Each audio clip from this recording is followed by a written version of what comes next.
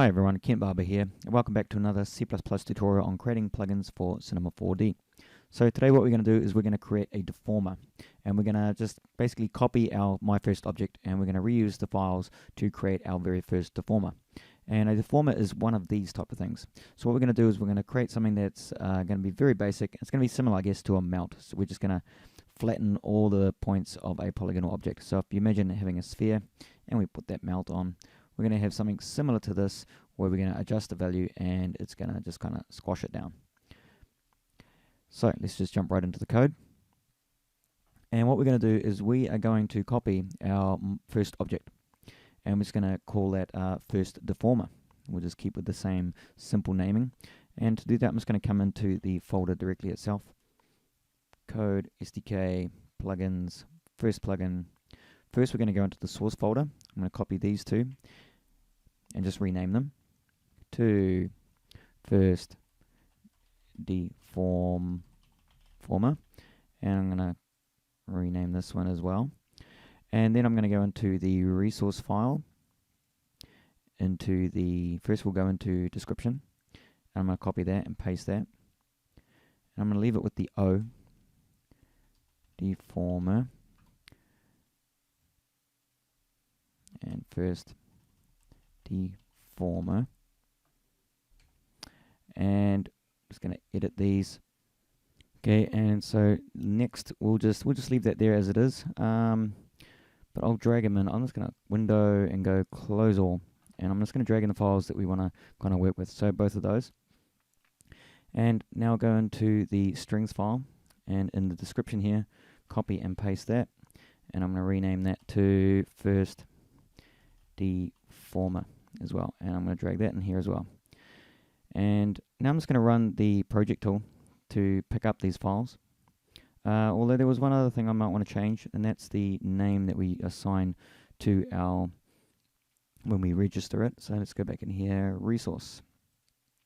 So let's bring that in, and we're also going to bring in the main strings file. And I'm going to make a string called IDS, and that basically stands for the ID of the string, deformer, my first deformer. And I'm going to copy that, close this file down, go into the header file, and just put that, straight underneath it. And that's going to have now a value of 10,000 or 100,000, 10,001. And we save that, close that. And now let's just clean up this one. Instead of FirstObject, first deformer, and that's also deformer, and this is deformer. And I'm going to call this deformer. I will change this. First deformer. Let's just say first deformer size. That's fine. I'm going to copy that, close this, come in here, change that as well.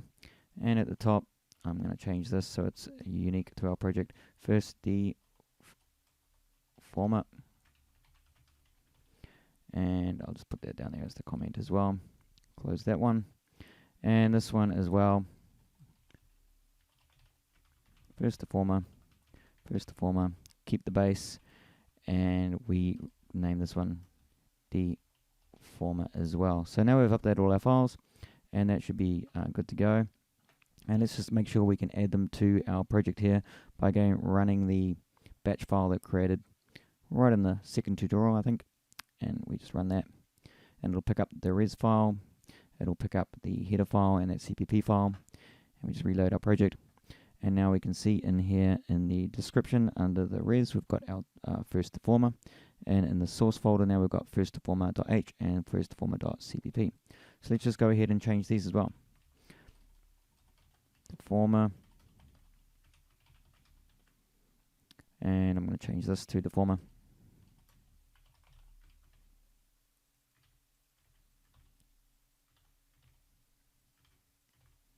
and everything else can stay the same there.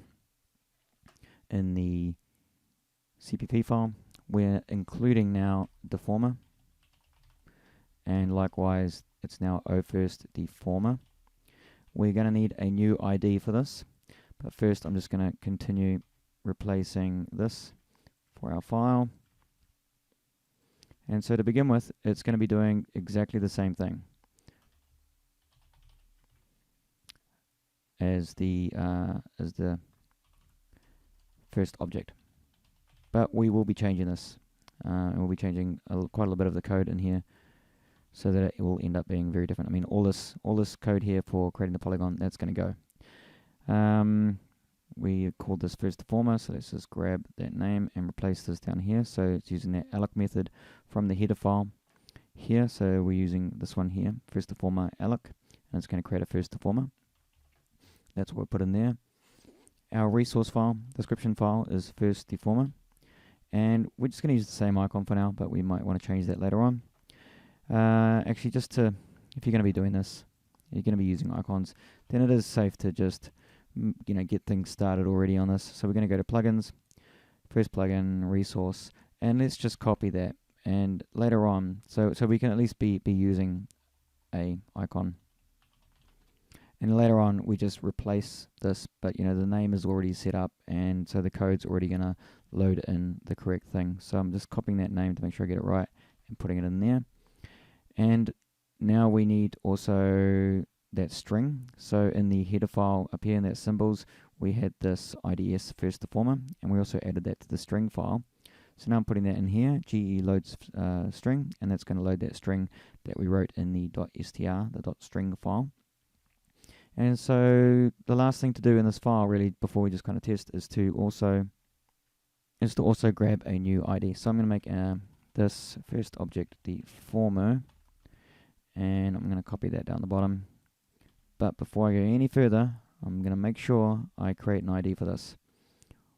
Always need to create an ID. Never leave it till later, otherwise you might end up having a duplicate. So we go to plugincafe.maxon.net. We click on our little button up here.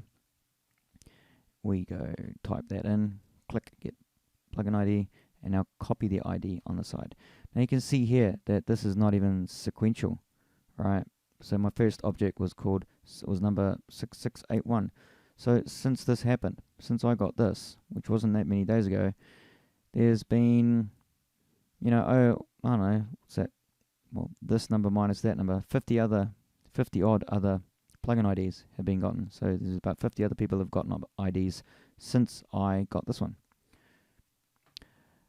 So you can't just increase your own number because someone else has got all the values between this and this. So very important to get your plugin ID. And we replace that and save it. So now we've changed that. So the first deformer ID is now different, and we've added it there. So when we register it, it's going to use the right ID.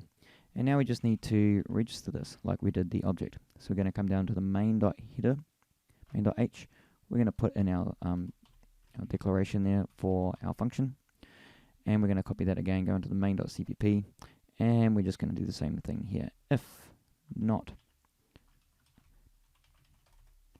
then return false. So if it can't register it, again, usually it can't register it because someone else has used the number, then it will return false and our entire plugin will not load. And as we showed in the previous tutorial, we are loading our resources, so our resources should load and fine. So let's just compile that and see how we go.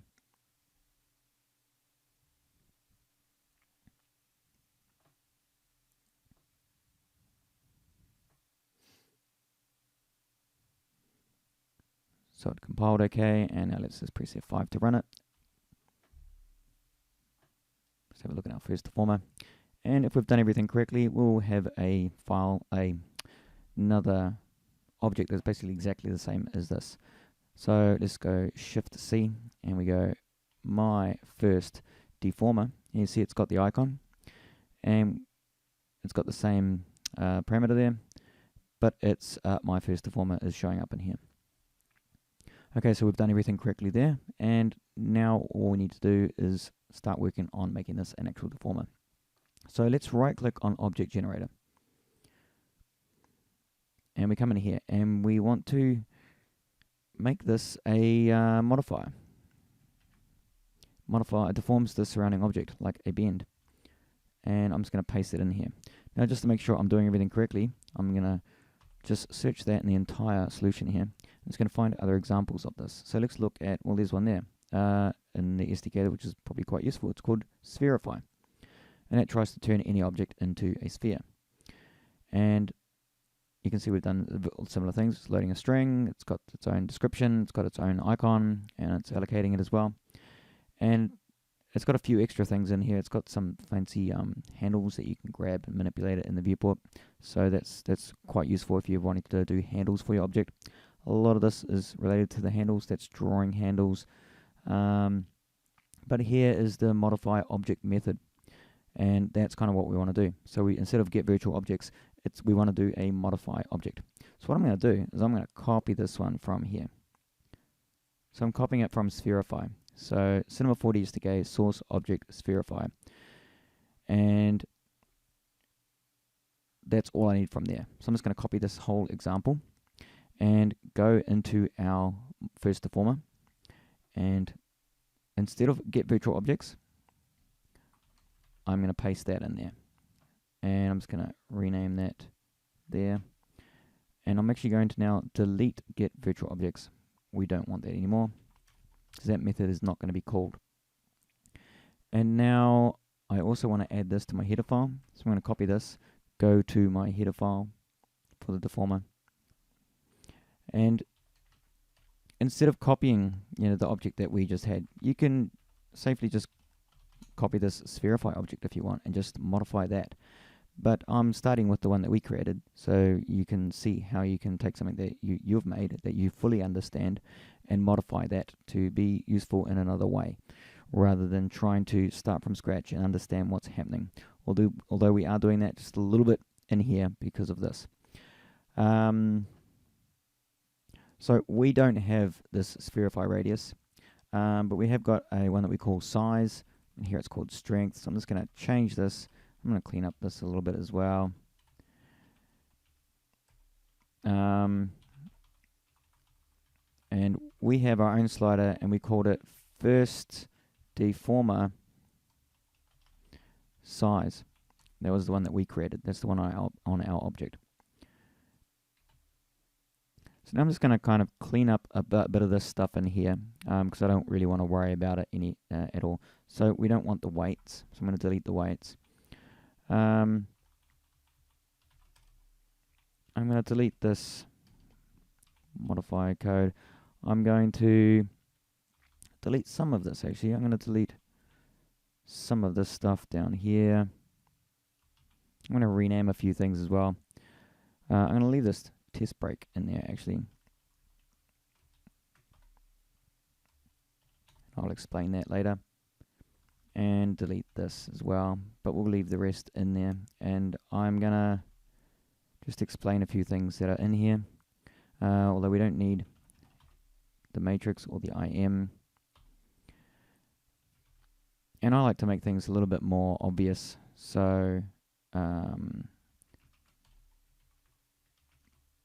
going to rename this to P points, so it's like what we had in our previous tutorial. I'm going to call that P points. And the other one here is the point count. So instead of just saying I'm just going to call this point count. You can see here they've declared the values up here and then they're using them. That's perfectly fine as well. And if the point count is there's a shorthand, essentially, if you go not and this value is 0, meaning false, then not will make this statement true and it'll exit. But you can just also, if you want to make it more readable for yourself, you can say if the point count is 0, then return true. So there's no points on this object. Okay, and we'll go point count and we'll put that down there. And this is okay, and that's okay. So what's happening in here? So what is this, first of all? Well, actually, we don't have an S for strength either, an S value. So this is getting the data, and it's getting the base container for our object, which has the size value in it. So we're getting that, and we're storing that in strength there. This here is saying that if our object that's being passed in, which is going to be modified, then if that has points in it, so if our deformer is underneath a sphere or a cube, then it's going to be derived from something that has points. It's going to have points in it. So that means we can modify this thing. We can move these points around. But if the object that this was applied to was something like, say, a field object, or maybe it was a volume, then it won't have points. So if it doesn't have points, it's going to return and not do anything, because this method only works on objects that have points. And the other thing I just want to point out here is this base container. It's getting it from mod. Okay, so mod is the modifier. So the base, that's the base container that actually holds on to our first deformer as node data inside of it, which I explained in a previous tutorial. And the op here is the one that we're going to be operating on. So that's the one that we're going to be deforming. And you've got a few extra nice things being passed in here as well. You've got the global matrix of this as well, so you don't have to get that if you don't need to. And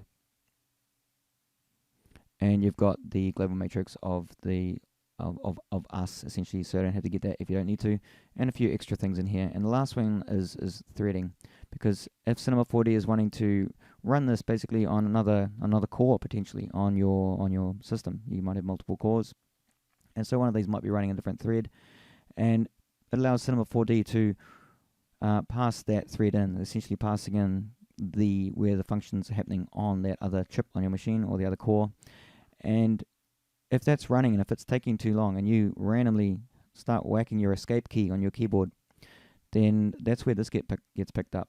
So for some reason you've put this modifier, you put your deformer on an object that has 6 million points, and you're doing something very complicated, and Cinema 4D feels like it's freezing up because it's trying to do something really complicated. That's what this test break will allow. You'll hit the escape button, this will get picked up. It'll be like, is there a thread? Does that exist? If it exists and someone's hitting the escape key, and you can see that there, I think it might be written there. Or in some cases, something else in Cinema 4D is telling this to stop. There's another instance this happens. For instance, if it's going to a renderer and it might be processing the scene for the renderer, and then in your viewport, and then you start doing something in Cinema 4D, Cinema 4D stops the viewport from rendering. In that instance, it'll also say, hey, break. So this will stop doing what it's supposed to be doing, and your scene will start becoming functional again, and you'll have action, you'll be able to interact with Cinema 4D again. So that's what this thread is here. So let's come back up here. We've said if it's a point object, we can continue, yes. And now they've got this handy 2-point. Now this is just instead of having to cast it, and you can see it's got a macro there. If I was to right click and go to definition, you see all it's doing is it's just casting it to a point object. And a point object is what a polygon object is derived from. So you can also see here they've got an equivalent to poly, and there's also a 2-spline. So these are the ones you'll probably use the most, 2-poly and 2-point. Most likely you'll just be using 2-poly. And if we just have a look at polygon object, go to definition, you see polygon object is derived from point object, and then point object is derived from base object. So a polygon object is a point object. So that's why if we attach this to a sphere, this is going to work, because it's going to say, yes, it's a point, and it will actually be a polygon object, potentially, and we just cast that by using this handy little function here, cast the one that's passed in, the op, and then we're getting the points. And we want to change these points, that's why we're going to get point W. And then we also want to count the number of points. So if the number of points is 0, we don't need to do anything. And now we're just going to go over all those points, and we're going to do something. And what are we going to do? We're just going to move all these points to 0 based on the strength.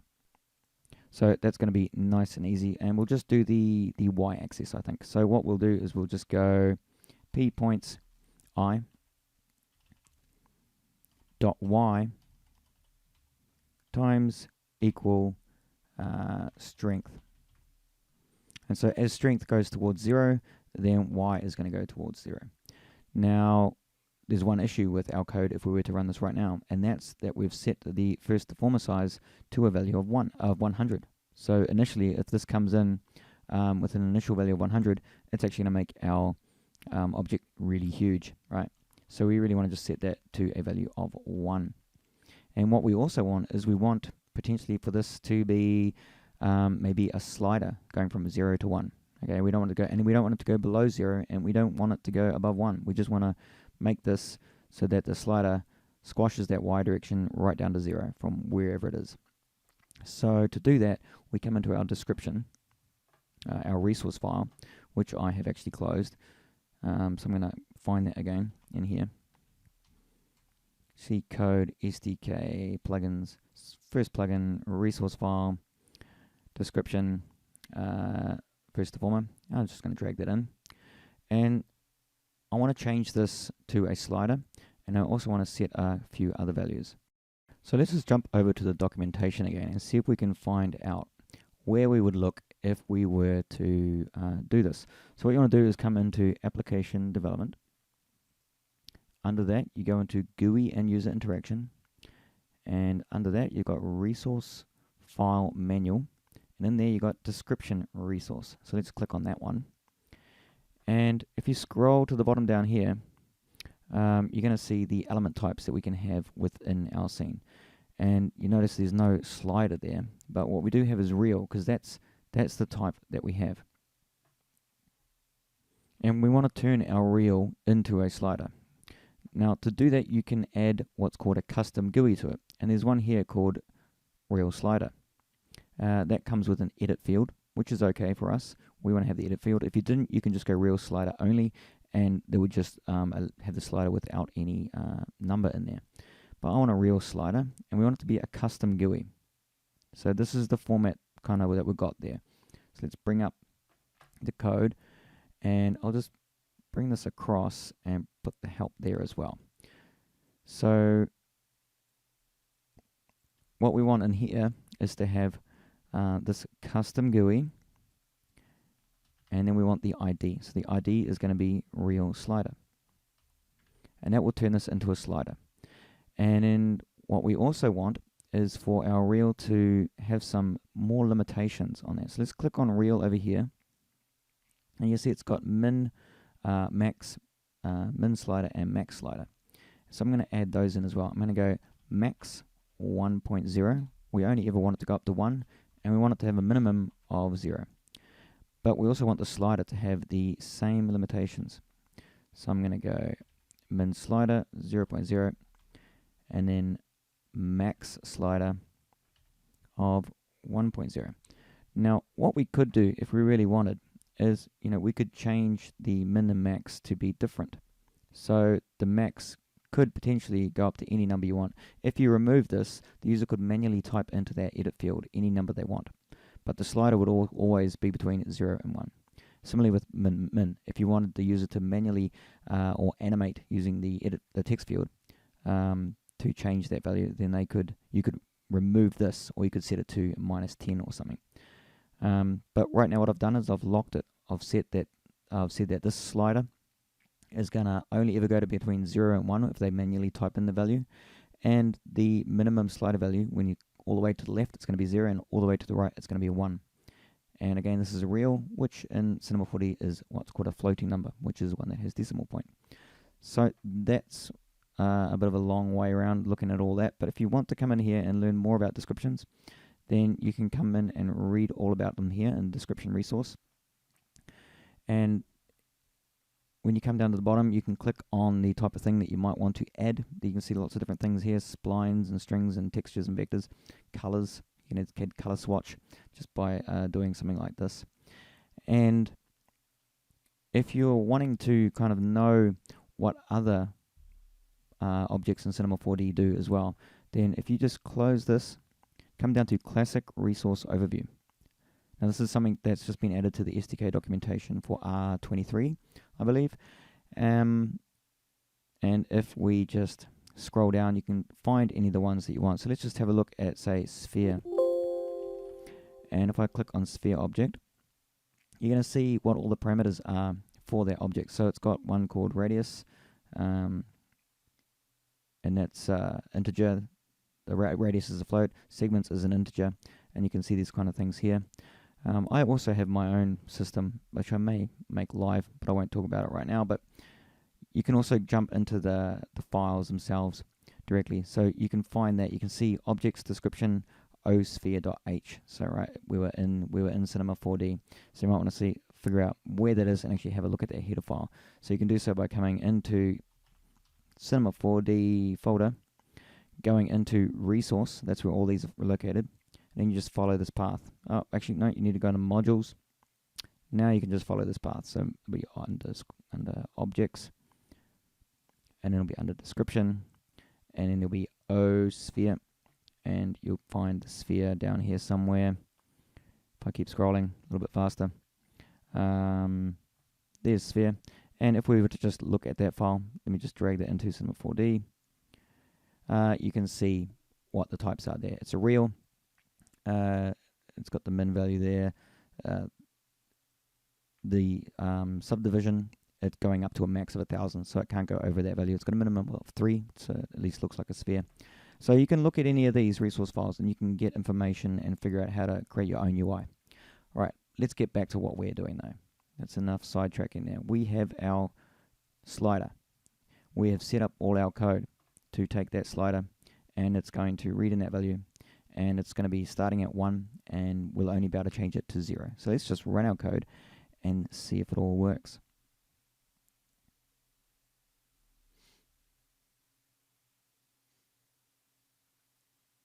Oh, we've got some errors there. So what have we got wrong? We've got, first of all, get virtual objects. So in my header file, I still have get virtual objects. So really that shouldn't have compiled before, but maybe I pressed undo within this file and brought it back. So now we're running.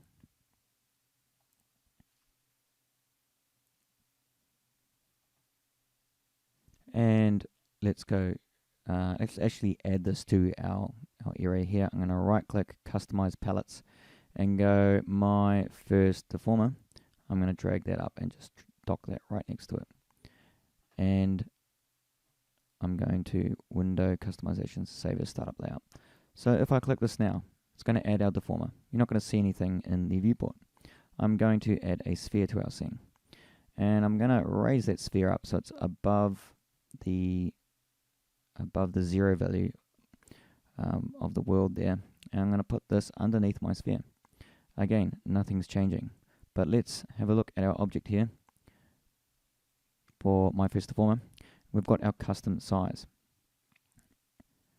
And you can see here actually, we've got an issue because its custom size is set to centimeters and it's jumping in steps of 1. So that's really no help to us at all. But if I was to type in a value, I'll say 0.5, it would respect that. And you can see here, it's moving everything to 0. But what it's doing is it's moving the coordinates locally within this to 0. That's probably okay for this tutorial. But let's just quickly fix up this slider. So we come in here and go into our res file. And let's just remove unit meter. Let's just have a look at our resource descriptions here. And let's look for the word unit. Actually, let's go into the real value and have a look in here. You've got unit real, degree, meter. So we actually want real. So we're going to leave that as real. So let's come back to our code, undo that, and just replace that with real. And let's just run that now.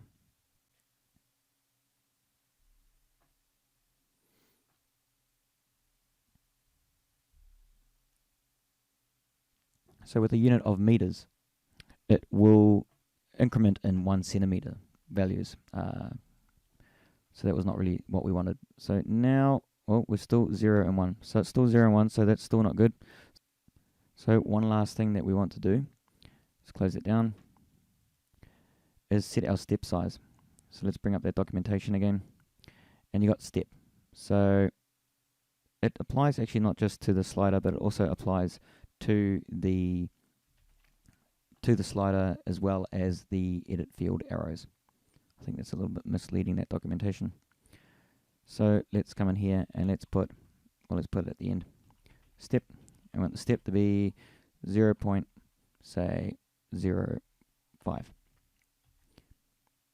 And now we'll run that. And what that step is every time you drag that slider and just move it across, that's where it's gonna snap. So it's gonna snap at 0.05 increments as we snap it along. You can see that it's jumping by 0.5. And if I was to put our sphere in here, now you can see it's jumping at that 0.5 increments. But if we want to smoothly do it, we can, actually that's going to jump in 0.5 as well. But you can type in any value you want. So if you want 0.667, you can type that in and it will work. Now I'm just looking at this and thinking, I don't want that at all. I actually want this to be a percentage. So I'm changing my mind. So I'm going to go back to the documentation and I want to change this. I need to go back a page. Oh, no, that was the right place. Real unit. I want a percentage. And I'm going to change that to %. And I'm going to remove this step and see if that actually accepts it now. Because when you go %, it changes it to 100 in the display. It makes it 100%. But then it respects this with small increments.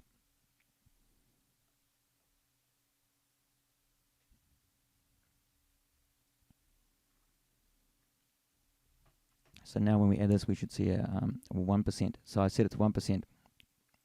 0 at 1, so that does need to be 100. So we're jumping through a little few things here because I'm just changing my mind. So we want that to be a value of max of 100. And we want that to be a max of 100. And we'll save that. And then we're going to go to the CPP file and we're going to put that back to 100. So I'm setting the initial state to be 100%.